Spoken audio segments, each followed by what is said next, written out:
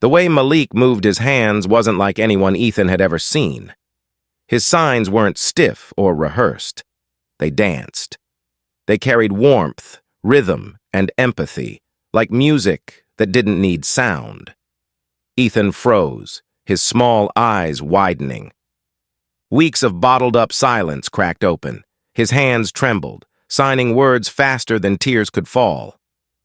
No one hears me. Mom used to talk to me with her hands, but she's gone. Dad took her videos away.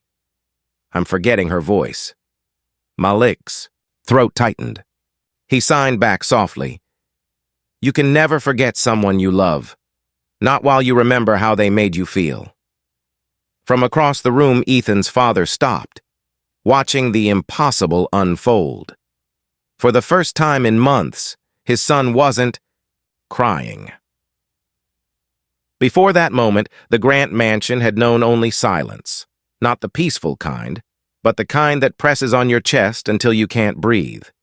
Every corner of the glass-walled palace echoed with things unsaid, guilt, grief, and the sound of a child's heart breaking quietly.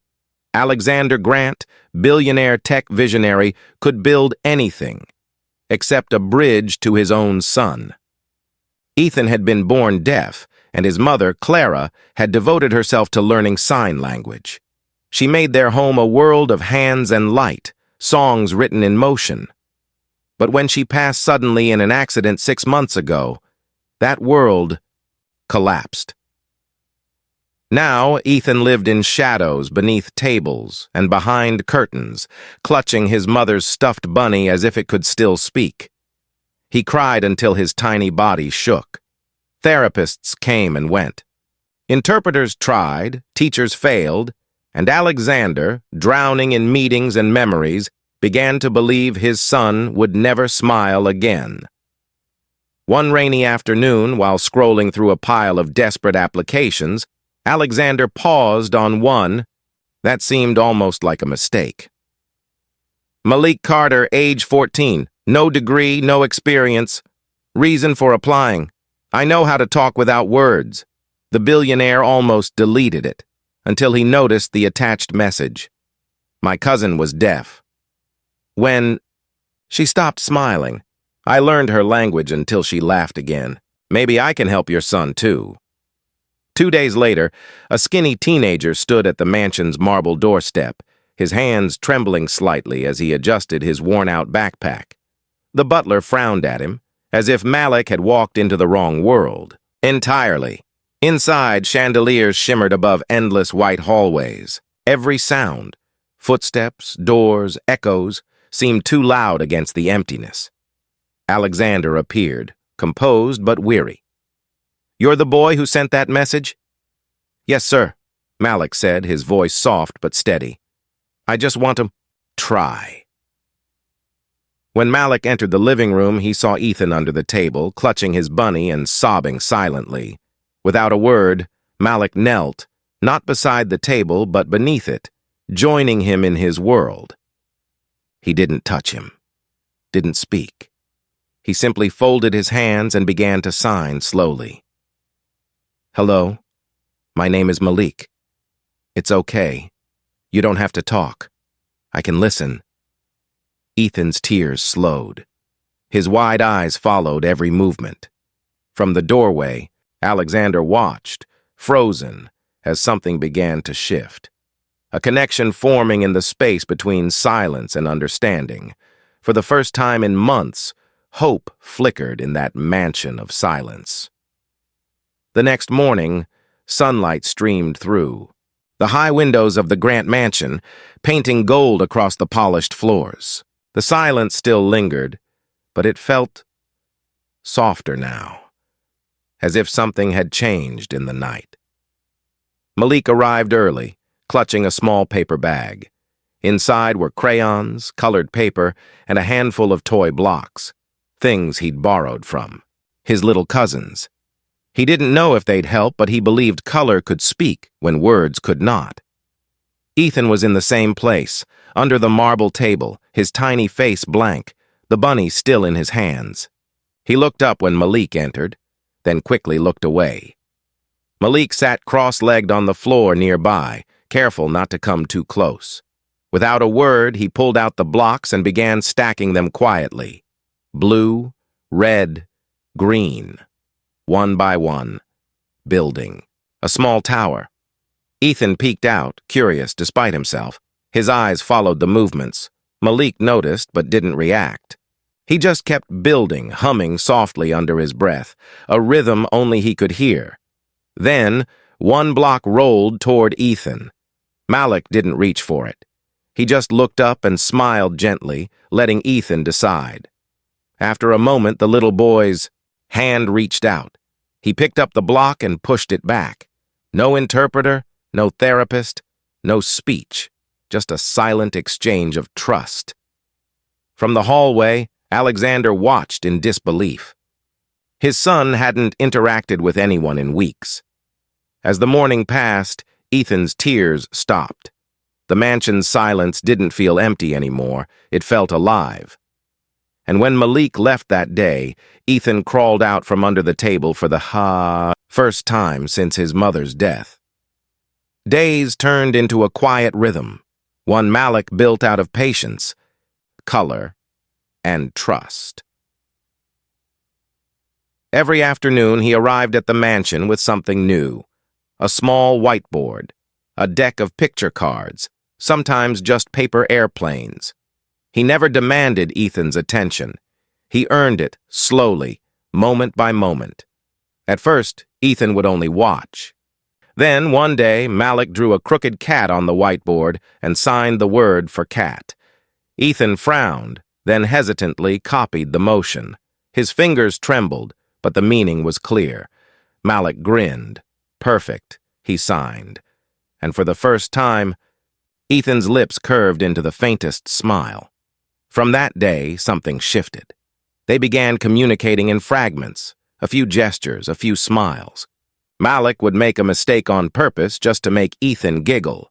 They built towers, drew on the floor, and invented their own hand signals for things only they understood. But behind Ethan's brightening eyes, there was still a shadow. Some nights, Malik would find him staring at a blank TV screen, clutching the bunny, his hands twitching with half-formed signs.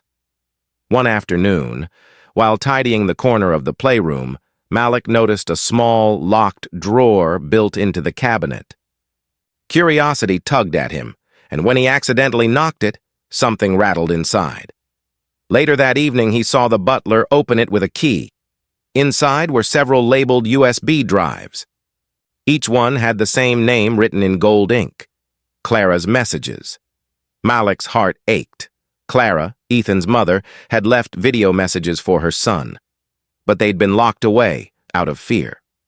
That night, when Alexander was out, Malik borrowed one of the drives and quietly connected it to the living room screen. He gestured to Ethan, who hesitated, then approached. The screen flickered, and there she was, Clara, smiling, alive, signing with the same fluid warmth that Malik used. Ethan froze. His eyes widened, trembling. Then, suddenly, everything he'd been holding back broke free. He signed rapidly, tears falling. "Mom, I remember. I miss you. Don't go." Malik's own eyes filled as he signed back gently. "She's still here, Ethan. Every time you move your hands, she's here." And in that moment, for the first time, silence became sacred. The following evening, the mansion was too quiet again. Not the peaceful kind, the kind that comes before a storm. Malik and Ethan sat cross-legged on the carpet, watching another of Clara's videos. She was teaching a simple song in sign language, her hands graceful, her smile soft. Ethan's little fingers tried to copy her, his movements clumsy but full of love. Malik clapped silently, grinning, then a voice thundered behind them. "What do you think you're doing?" Malik froze. The screen flickered off as Alexander stormed in, his face pale with fury. He snatched the USB from the player, his jaw tight. "Who told you you could touch this? Those videos aren't for him. You're making things worse." Ethan stumbled back, shaking his head, hands flailing in desperate signs. His lips parted, but no sound came, just the silent cry of a boy. Trying to explain something his father couldn't understand, Malik stood his ground. "Sir, he needs this. Those videos aren't hurting him. They're helping him remember her. He's finally talking again." "You think you know better than I do how to raise my son?" Alexander's voice cracked, not just with anger, but with pain. "You're just a kid. You don't understand what it's like to lose someone like that." Malik took a step forward, his eyes wet. "You're right, sir. I don't know what it's like to lose a wife. But I know what it's like to lose someone and still want to hear them one more time. Ethan doesn't need to forget her. He needs to feel her." Ethan's hands moved rapidly, tears falling. Malik knelt and translated softly, his voice trembling. He says, "You don't hear me, Dad. You never hear me. Mom did." Alexander froze. His breath hitched as he looked at his son, truly looked at him for the first time in months. The boy's small hands kept moving, trembling, but steady. Malik reached for Alexander's hand, guiding it gently through the simplest sign. "I love you." Alexander's throat closed. The sign came out broken, awkward, but Ethan saw it. His eyes widened, then he lunged forward, hugging his father tight. For the first time, they didn't need words. In the quiet that followed, something unbreakable was born. Weeks passed, and the Grant mansion no longer echoed with silence. Where once there were tears and cold marble floors, there was now laughter, quiet, but real.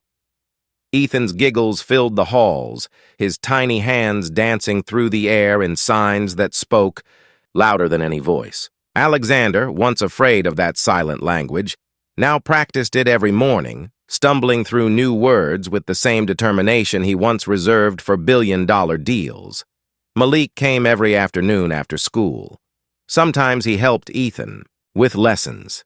Sometimes they just played, building towers out of blocks or baking messy chocolate cookies that left the kitchen covered in flour.